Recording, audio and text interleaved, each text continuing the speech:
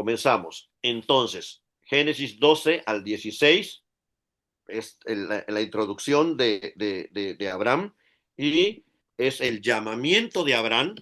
Vean cómo comienza todo con un llamamiento. Así comienza todo el camino de fe de cualquier persona, hasta de nosotros. O sea, yo puedo atreverme a decir, todos somos Abraham si entendemos a la hora de leer la escritura que Él nos llamó, nos sacó de algo que no era y nos trajo a algo que sí es. Ahí estamos incluidos. Entonces, Génesis 12 no solo es la biografía de Abraham, es la biografía del pueblo de Israel. Vamos a notar también que muchas cosas que vivió Abraham también las vivió Israel. Prácticamente el pueblo de Israel en tiempos de Moisés escribió su historia calcando sobre la vida de Abraham.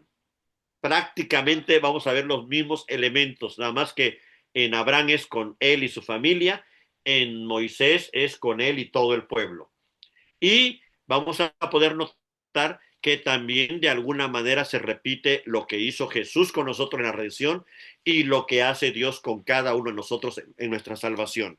Pero vámonos a ir por partes. Primero, los lugares, vamos a irnos geográficamente para que vean este recorrido de Abraham.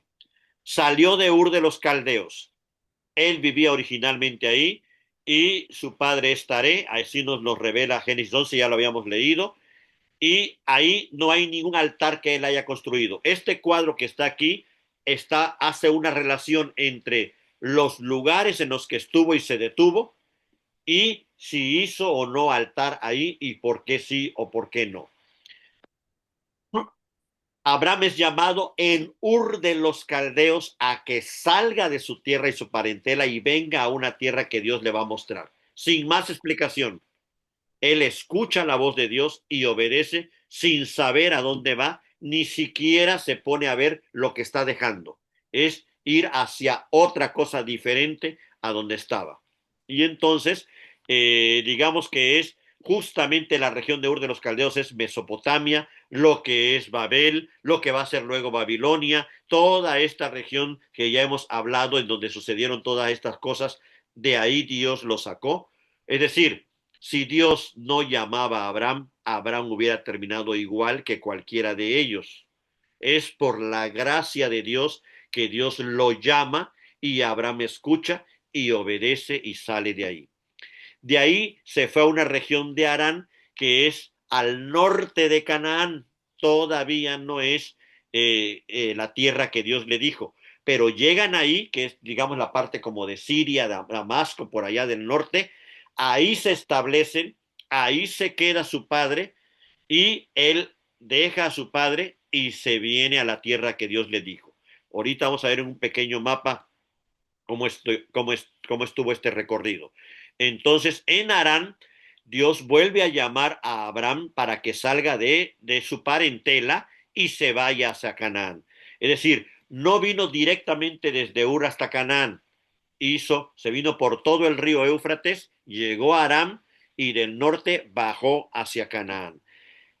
El primer lugar que Abraham toca, y digo Abraham porque su primer nombre es Abraham, después ya se convirtió en Abraham, después del pacto, pero antes del pacto es Abraham, es Siquem, y se establece en donde hay un árbol. Noten esta relación, árbol de la vida, árbol del Edén. Hay un árbol que va a ser como una señal y Siquem es el primer lugar.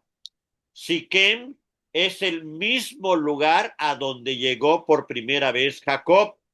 Siquem es el mismo lugar a donde llegó por primera vez el pueblo de Israel cuando venía de Egipto. Siquem es el mismo lugar donde Jesús se encuentra con la samaritana. Todo, por eso la samaritana dice, este pozo aquí adoraron nuestros padres, le dice.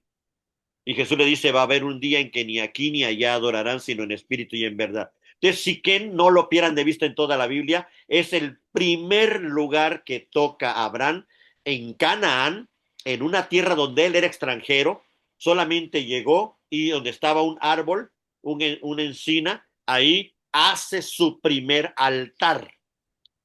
este primer altar, acuérdense, los altares no los hacían ellos solo porque se les ocurría. El altar era el lugar en donde Dios les hablaba o les decía algo y ahí colocaban un altar. Entonces, el primer lugar donde Dios le habló a Abraham en Canaán, ya en la tierra prometida, fue ahí en Siquem. Por eso Siquem llegó a tener tanto renombre en la historia de Israel. No pierdan de vista Siquem. Luego se mueve de Siquem y se va a un lugar entre Betel y Jai, y otra vez Abraham vuelve a invocar el nombre de Dios. Hay un encuentro entre Abraham y Dios y hay otro altar.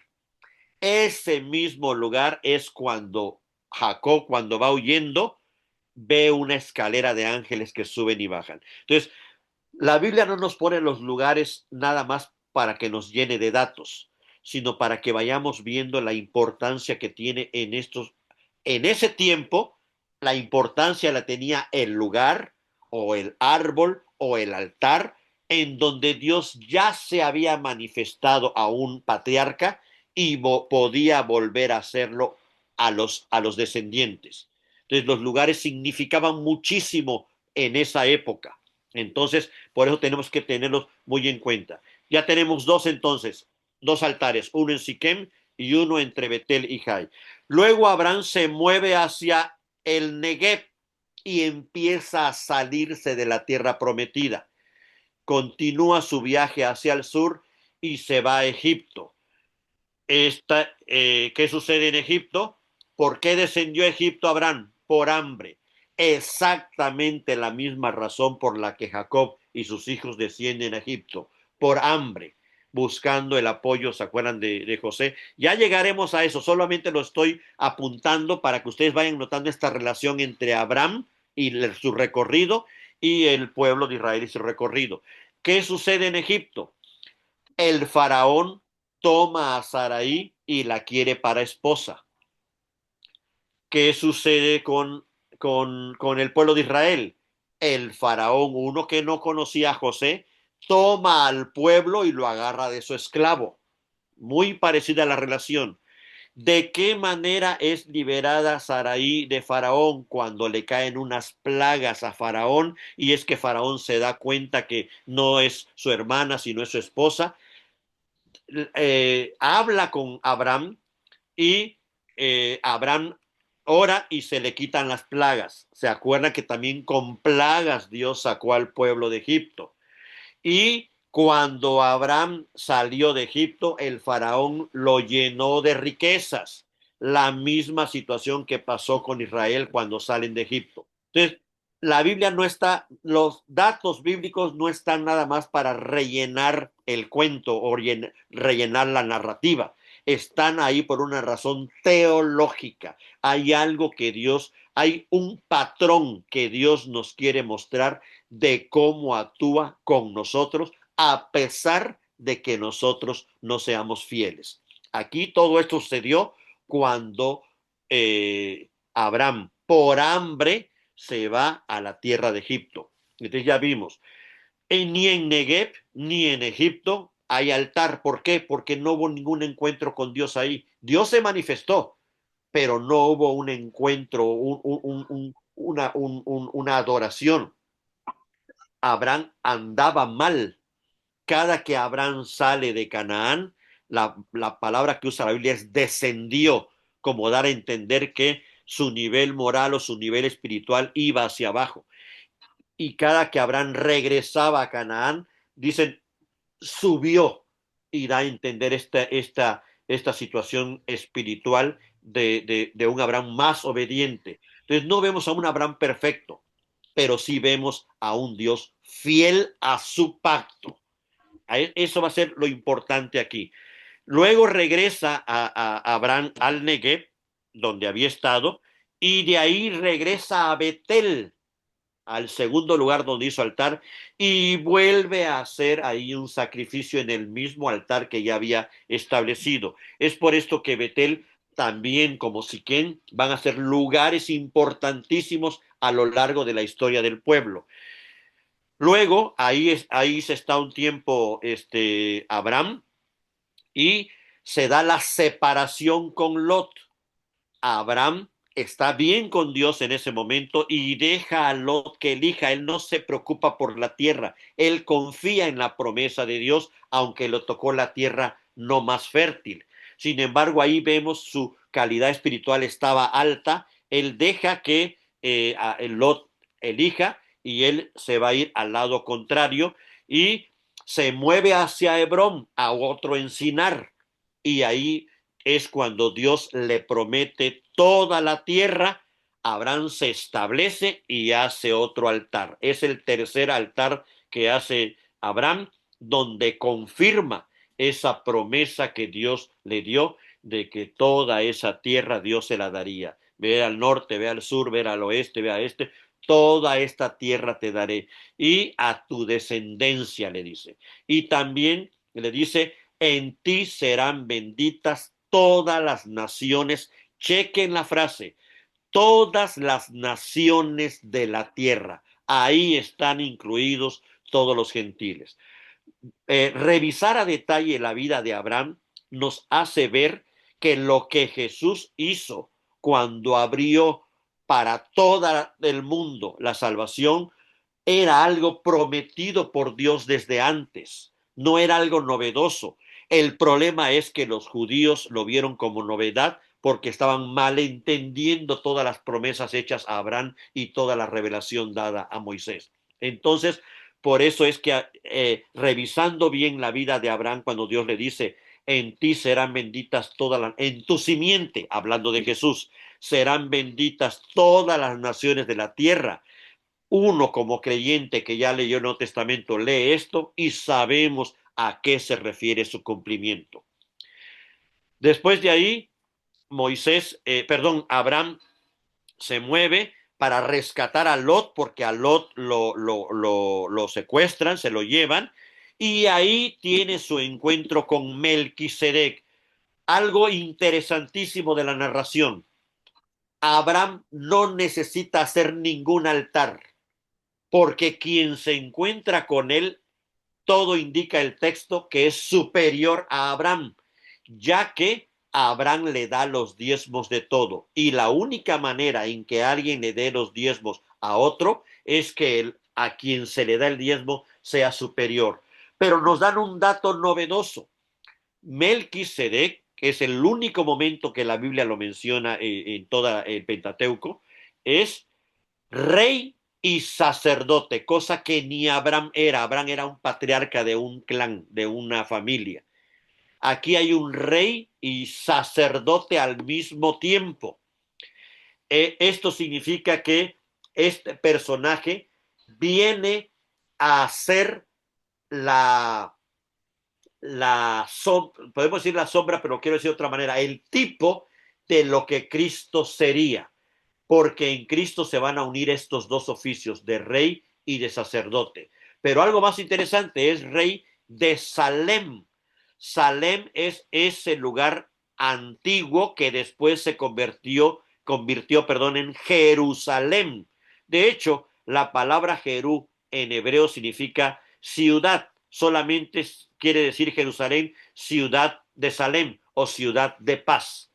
Si lo leemos correctamente sería que Melquisedec era rey de Shalom, rey de paz, y sacerdote del Dios Altísimo, sacerdote del único Dios existente.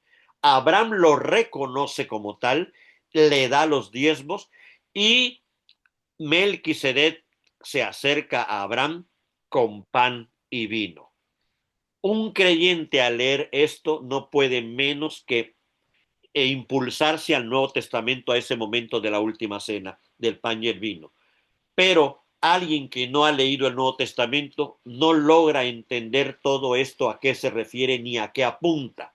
Nosotros, por gracia de Dios, por la revelación plena en Jesucristo, ahora leemos este momento que es rapidísimo en la Biblia. Se lee rapidísimo, no se menciona más, y a Melquisedec se le empieza a conocer como alguien que no tenía ni genealogía, ni principio, ni fin. El libro, la carta de Hebreos, le va a dar más detalle de todo esto, de quién es Melquisedec, y nos va a hacer ver que justamente por ser mayor que Abraham, da a entender que uno mayor que Abraham es Cristo, ¿sí? Como Melquisedec, y que el sacerdocio de Cristo no era de la línea de Leví como muchos esperaban, sino era de la línea de Melquisedec, que no tiene genealogía. Esto va a ser interesantísimo cuando primeramente Dios lleguemos a Hebreos. Pero aquí ya vemos que hay otra línea sacerdotal que aparece y desaparece inmediatamente. No es la de Leví que va a revelarse hasta Levítico, es una línea sacerdotal que Dios avala porque incluso Abraham, su siervo, el que lleva la simiente, lo reconoce y le entrega los diezmos de todo. Este es un elemento bien interesante que se da aquí en esta sección. Y por último, pues Abraham termina viviendo ya en la región de Hebrón, en donde ya Dios le da le confirma que será un hijo suyo quien será el sucesor, porque ya Abraham y su esposa Sara principalmente ya habían hecho su propio plan de cómo cumplir esta promesa de Dios. Vean lo interesante, o sea, estas subidas y bajadas de Abraham y Sara no se mantuvieron perfectos siempre, pero como Dios es fiel a su pacto, es por esto que su pacto continúa. El pacto de Dios no depende de la fidelidad de aquellos con quienes Él hace su pacto, sino depende absolutamente de la fidelidad de Dios. Y por eso es mencionado en la Biblia como su pacto. Chequen que cuando se dijo de Noé, dijo, Dios estableció su pacto con Noé. Le dijo Dios a Noé, estableceré mi pacto contigo. Y lo mismo vamos a encontrar con Abraham, que le dice, estableceré mi o haré pacto contigo. Es el pacto de Dios que se hace con alguien. No es un contrato en el sentido de dos iguales acordando un bien común. No, es el pacto de alguien superior en donde se compromete por sí mismo y por su propia palabra a proteger, a cuidar, a proveer a alguien inferior. Ese es podemos concluir que los cuatro lugares donde Abraham hizo altar son Siquem, Betel, de regreso en Betel y en Hebrón. Son los cuatro lugares donde Abraham hizo un altar, y el altar viene a ser este lugar de encuentro, y el patriarca viene a ser este sacerdote provisional que Dios tiene para proteger a una familia. Es así como podemos ver la narración. Aquí está la geografía, digamos, el mapa. Sale de Ur de los Caldeos, se va por todo el vado del río Éufrates, llegan a Harán, que es la parte de aquí arriba, y desde ahí es que bajan, vienen a esta región de Siria, Damasco, y de ahí, aquí está Siquem, aquí está Betel, aquí está Hebrón, aquí es donde Abraham se va hasta Egipto, regresa y se establece aquí en Hebrón. Toda esta región de Siquem, Betel y Hebrón, toda es la tierra de Canaán. Pero Abraham vive siempre como extranjero. Y la razón que Dios le va a dar a Abraham, porque se la da, del por qué todavía no, le dice, sube al monte, ve la tierra, todo esto te daré. ¿Por qué Dios no le dio la tierra de Canaán inmediatamente a Abraham si era parte del pacto? Y además, Canaán ya estaba maldito en tiempos de Noé. La explicación que Dios le da, vean esta explicación que es muy rápida, pero está ahí para que la recordemos. Porque no había llegado el pecado de Canaán todavía hasta lo alto. Es decir, la misericordia de Dios aún estaba sobre los cananeos, a pesar de todo su historial y a pesar de que la mayoría de los que habitaban ahí descendían de Canaán, el hijo maldito por Noé. Les vean que esta maldición no era necesariamente un cumplimiento total, porque la misericordia de Dios se extendió, sino llegando a Abraham, le hubiera dicho, no te preocupes, estos están malditos, ahorita los voy a arrasar y te voy a entregar la tierra. Al contrario, Abraham vivió siempre hasta su muerte como extranjero en la tierra que Dios le prometió, solo la vio, nunca la poseyó, porque los cananeos que la habitaban, aun cuando no eran fieles a Dios, no había llegado al colmo de su pecado como sí llegó los de Babel, como sí llegaron los de antes del diluvio. Entonces, eso significa que aún la misericordia de Dios estaba presente a pesar de la maldición. Y recordemos lo que le dije hace rato, ya en Canaán habitaban pueblos no solamente descendientes de Cam, de Canaán, sino también de los demás pueblos semitas y jafetitas. Entonces, el problema ya estaba no con una genealogía específica o con una raza o con una linaje, era con una nación donde todos se estaban corrompiendo, pero aún no habían llegado al límite. De hecho, Abraham tuvo muchos amigos fieles ahí en Canaán, uno de ellos es el rey de Siquem precisamente. Entonces ya vamos a ver estas relaciones que se establecen entre ellos, justamente porque aún no ha llegado el punto. Cuando Moisés y el pueblo salen de Egipto y llegan a la orilla, Moisés muere y Josué toma la batuta del pueblo, Dios le dice, ahora sí, porque Canaán, el pueblo de Canaán, ya llegaron al colmo de sus pecados, ya llegaron, sus pecados llegaron hasta el cielo.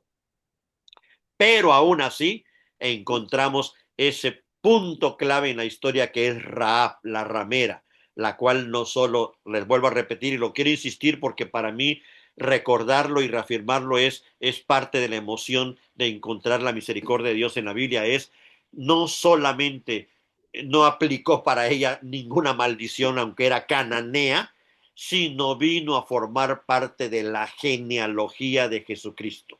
Eso para mí es todavía aún mayor de sorprendente, la misericordia y la gracia de Dios. Entonces, teniendo esto, pues vamos a hacer un poco lo que hemos hecho, un análisis literario, exegético, teológico, pastoral y devocional. No creo que no logremos ver todo, pero ya nos da un poquito la idea de, de cómo está configurado estos 5 capítulos. El primer capítulo es el llamado de Abraham y está la promesa. El capítulo 13 es cuando Lot y Abraham se separan por las tierras. Eh, Cabe aclarar que el pacto Dios lo hizo con Abraham, no con Lot, pero Lot escogió la mejor tierra, aunque Dios le había prometido a Abraham todo lo que viera, ¿no? Luego el capítulo 14, que viene a ser, recuerden que casi siempre en la redacción hebrea el capítulo del centro es como el que va a tener la principal atención, y aquí hay un pasaje que tiene toda la atención y que dice, y Abraham creyó y le fue contado por justicia. Esa frasecita la va a usar muchísimo Pablo y el Nuevo Testamento para recordar que la razón por la cual Abraham fue declarado justo no es porque fuera bueno, sino por la fe. Siempre la fe ha sido el criterio por el cual Dios declara justo al pecador. Lo que el Nuevo Testamento va a aclarar es decir que justificados sois por la fe, no es nuevo, está presente aquí en Génesis. Abraham fue justificado por la fe. Entonces, este es el argumento que Pablo va a utilizar para decir, siempre Dios ha actuado, es el mismo patrón.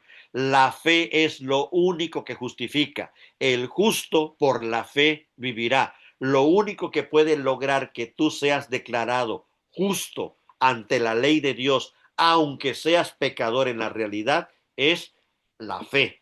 Y entonces Abraham se va a convertir precisamente en el padre de la fe porque obedeció a Dios y le fue contado por justicia. Creyó y por creer obedeció y por obedecer le fue contado por justicia. Entonces este pasaje va a ser clave y luego el otro pasaje clave va a ser el de el encuentro con Melquisedec, que parece ser como un oasis en medio de toda la narración, como que si se detuviera la narración después que Abraham capturó a los reyes que se habían llevado a Lot y luego regresó y se abriera como un portal, así imagínense leyendo y se abre un portal y aparece algo diferente que no pareciera que no es de la narración, pero sí es de la narración y es este encuentro entre Abraham y Melquisedec. Y ahí es donde ya tenemos esta primera, vamos a decir, primera visión introductoria de lo que será nuestro Señor Jesucristo después. Y el pacto con Abraham, que es este momento donde Abraham parte los animales, pero luego se duerme y atraviesa una antorcha en medio, dando a entender que el único que hizo pacto fue Dios representado en esa antorcha de fuego, porque Abraham pues no solamente partió los animales, pero digamos que este pacto es totalmente unilateral, es Dios comprometiéndose con él mismo a ser el protector y el provisor de Abraham y de todas las promesas que le dio. Termina esta narración con Sarai animando a Abraham para que tome a su sierva como concubina y le dé un hijo, como era la costumbre de la época. Eh, digamos que cuando una mujer era estéril, como su principal misión en esa época de la mujer era tener hijos, se le proveía de una sierva para que en caso de que fuera estéril, la sierva podía eh, estar a la orden, podemos decirlo así, para que el Señor la tomara como mujer, pero el hijo era de la esposa, no de la sierva. Aquí ya vemos los conflictos que se empiezan a dar entre Agar y Sara, porque no solamente, digamos, Sara es la que tiene la idea, pero Agar después menospreciaba a Sara y se da ahí un encuentro. Sin embargo, cuando Agar huye por los menosprecios de Sara, Dios le dice que regrese y que se ponga bajo la sumisión de su ama. Es decir, Dios se acerca, Dios se presenta delante de Agar, una extranjera, egipcia, esclava, o sea, una mujer vulnerable en todos los sentidos, y Dios le hace sentir que él también está con ella y le pide que regrese y que se ponga a las órdenes de Sara y que también va a haber promesas para su hijo, para Ismael. Ya sabemos un poquito nosotros de estas historias, vamos a dejarle hasta ahí conforme vamos avanzando. Solo quiero terminar diciendo, no olvidemos a la hora de leer la Biblia que el personaje principal es Dios, no Abraham, no Sara, no Agar, no Ismael. Nunca pierdan de vista que al leer la Biblia nosotros estamos leyendo historia teológica y lo que nos debe de preocupar es no qué hizo Abraham, qué hizo Sara, qué hizo Agar, qué hizo Ismael, sino la pregunta correcta para leer la Biblia de la manera correcta es ¿qué hizo Dios con Abraham? ¿Qué hizo Dios con Sara? ¿Qué hizo Dios con Agar? ¿Qué hizo Dios con Ismael? El personaje principal de toda la narración bíblica es Dios. ¿Quién es Dios y qué ha hecho por nosotros? Hasta ahí la charla de hoy.